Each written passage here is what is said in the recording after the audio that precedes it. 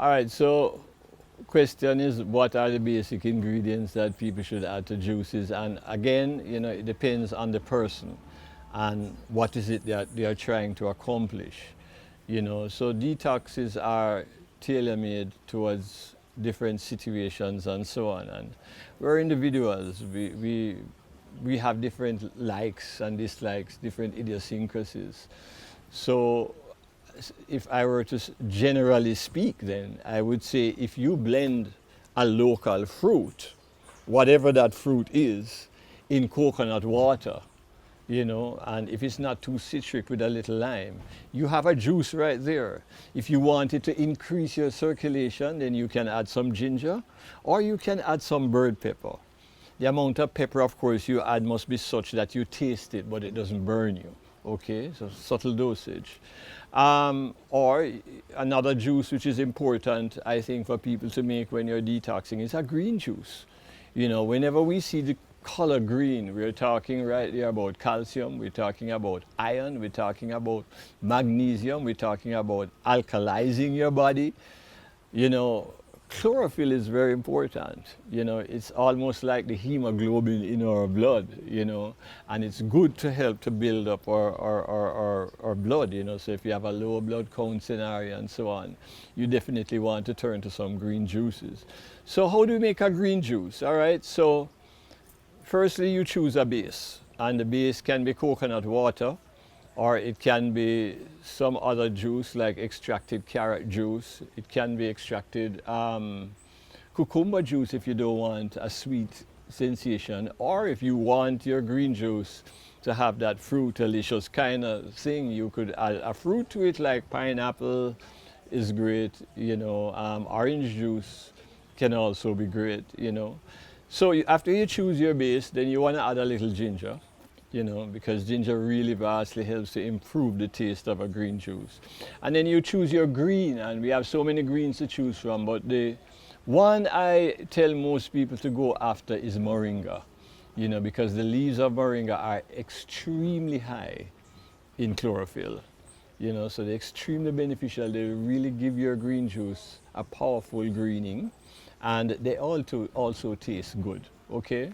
So little bit of moringa leaves with your ginger and your base. And then you can always add a herb too to just kind of give it an accent. It could be celery, it could be parsley, it could be mint, it could be rosemary, it could be lemongrass, and once you have that there, you blend and you strain and you're good to go. If you use a coconut water base, then you probably want to add a little citrus or a little lime to just help to make that coconut water base taste better. Same thing applies to cucumber. If you use cucumber as a base, you want a little lime. Certainly if you use pineapple juice or orange juice as your base, then you don't need any lime. Right? Then another juice that is useful to make is a juice with aloe. Aloe vera, or Cinco Bible as we know in Jamaica, is healing. It has 3 layers, yeah? The outermost layer is a good source of fiber, so if you blend it with the skin, you get that benefit of the fiber, which helps to move stuff in your gut, and it also has in a good amount of chlorophyll. But right below that outermost layer is a corrugated layer, which produces a yellow latex or stain. And it's this yellow latex or stain that confers the bitter principle in the aloe. So if you don't want your aloe to be bitter, you peel off the skin, wash off that yellow layer, and then you have this gel. Now, I must say that that bitter principle is a laxative. So if you're constipated, you do want to just blend skin and all into your grapefruit juice if you want to hide the bitterness, and or some other citric juice, and get the benefits of that laxative property. But if you're not constipated, then you can comfortably peel off that aloe, and then you get down to the gel. Now, the gel itself is a great source of fiber, but it's also a great source of anti-inflammatories.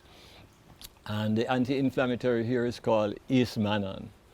And let's just understand first of all, that our anti-inflammatories from nature work very different from anti-inflammatory tablets, steroids, and so on, which puts an axe into the inflammatory process. Now, we don't ideally want to do that because inflammation is nothing more than the body's attempt at healing and assault. It can be defined also as the immune system's response to an attack on the body. So inflammation is not really per se a bad thing. It is a response of the body to try to heal.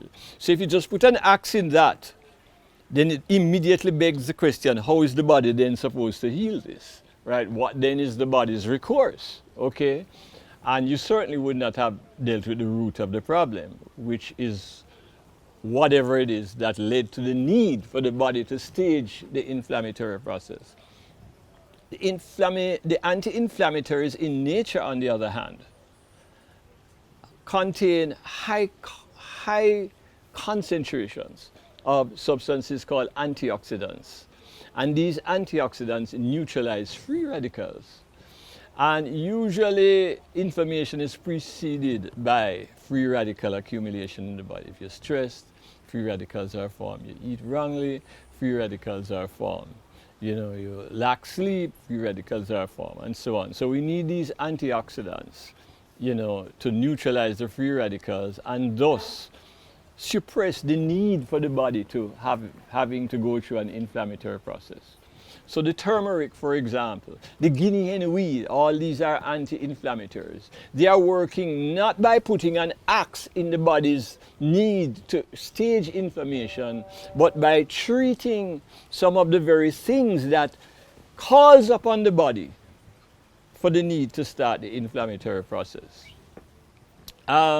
So you can blend your aloe, with a little mint, to make it taste nice in a little coconut water. And once you have rinsed off that bitter principle, it just tastes like some nice, tasty, minty coconut water, which is very refreshing. Or you can blend some grapefruit juice with the aloe, especially if you're going to have to blend the skin inside of it. What we also do is we also draw on the cactus tuna, Opuntia tuna, which is something a lot of country people tend to use to wash their hair. But it's excellent, as an anti-inflammatory also. So just cutting a piece of tuna with the aloe, and blending in coconut water does nothing to change the flavor because the tuna really has no flavor. So it's just a pleasant drink, and then you get two anti-inflammatories working together, to deal with so many conditions which are based on inflammation. And then, as I said, they are meal replacers, because one of the things that happen on a detox is that people get hungry, and it's not that they can't, as I said, eat foods, but the type of foods that they may be craving for, the meats, the rice and peas and the crackers and the cookies and the snack items and so on. No, right? We went through why already. So, essentially you want to be able to, have a meal replacer there that just sort of quiets the body down and fills you up without compromising your cleansing or your healing. And we draw on things like the coconut meat, and as I said, nuts which are pre-soaked, raw of course, and make milks out of them. So, after detox is a process of rebuilding, where we now start to eat very, very healthy foods, the healthiest that we can put our hands on. We keep the exercise there and so on, and we try and develop the healthiest possible lifestyle, which is still not us necessarily, but it's just the process that immediately follows the detox. And during that process, you're sort of saying to yourself, oh, I like this one, so I'll keep this, I'll run with this. Oh, well, that one I can leave that one behind, and so on and so forth. And then there would have been some good stuff that you started with before you did the detox that keeps you alive. you're going to carry those too with you when you're moving into the next step, which is maintenance, by the way. So in your maintenance, you're carrying the things from the detox which you enjoyed with the good things you used to enjoy before. But there's some of those bad things which you find absolutely essential, you may carry them with you on your transformative path as well. Yeah, there are some things that some people say, oh, I can't let go this one. So you can legitimately carry it, but then you carry it in the context of a healthier lifestyle and healthier foods. So for example, if you want to say, okay, boy, I can't leave out that piece of pork or what have you. So then you ask yourself, okay, that's fine, but what does this mean? Are you going to exercise 15 minutes more every day to just sort of help the body to flush out the residues? Or are you going to maybe just take a day out of your week to do raw, where you have salads and fruits and juices and so on? So it's all about balance. You know, there's nothing in the literature that says that healthy foods or a healthy diet needs to contain only healthy foods. It's about balance, you know, and remembering also that, you know, it's not just about what you eat. It's about what is eating you, it's about the exercise, and all of these things coming together to create a wholesome experience. Although the detox phase is a phase of discipline, when you get to that point of diet, you have to find your comfort zone, and then you have to find that balance.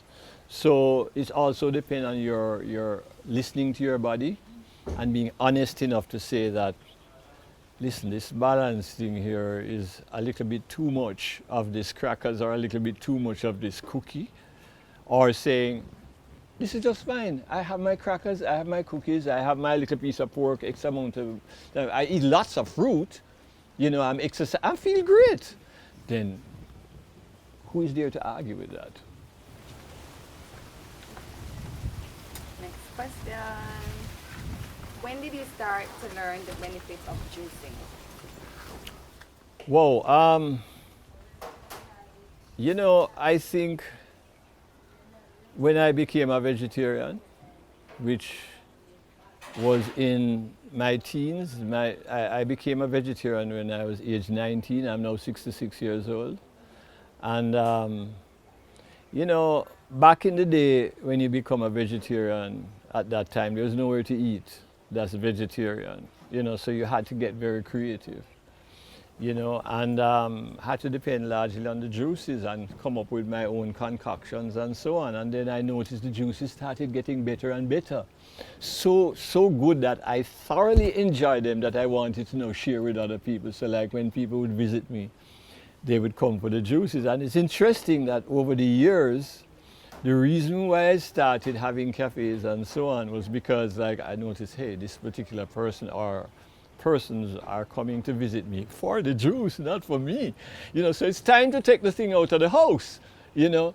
So the pathway of getting to where I am, of actually teaching, you know, health and nutrition and so on, started with my own journey of learning how to use nature to successfully come up with good tasting yet healthy juices. And of course the same pathway went with herbs, you know, because herbs do a lot for the body, especially when you're not well. Well, let me hear you say mountain, mountain, mountain.